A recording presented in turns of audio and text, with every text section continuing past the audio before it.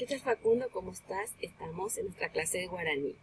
Pero los que confían en el Señor renovarán sus fuerzas, volarán como las águilas, correrán y no se fatigarán, caminarán y no se cansarán. Isaías 40:31.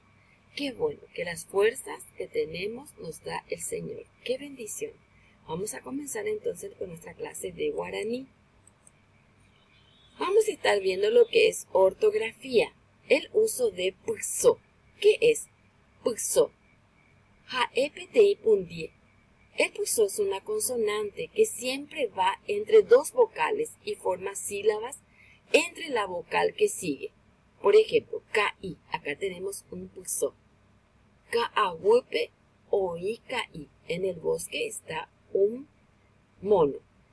Ho'upakoba sa'uyumi, come una banana amarilla. Kai, el mono, ojesha gurai, el mono ve un pajarito.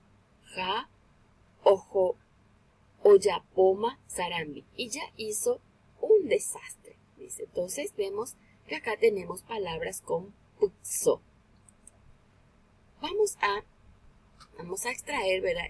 Extraemos de la poesía que hemos leído las palabras que tienen pso. Ka'awupe, kai, ho'u, sa'uyumi, gurai. Ka'awupe, bosque, en el bosque. Kai, mono. Ho'u, come. Sa'uyumi, amarillo. Gurai, pájaro. Vamos a separar en sílaba estas palabras. Ka'awu, separamos en sílaba. Kai. Vemos que el pso es como una sílaba. Es una sílaba, entonces va con la A. Luego vamos a escribir otras palabras que lleven pso. Vas a escribir acá 3 palabras. Vas a buscar 3 palabras que lleven pso. O puedes volver a escribir los mismos que ya tienes acá. Chao, Facundo, que el Señor te bendiga y nos vemos en la próxima clase.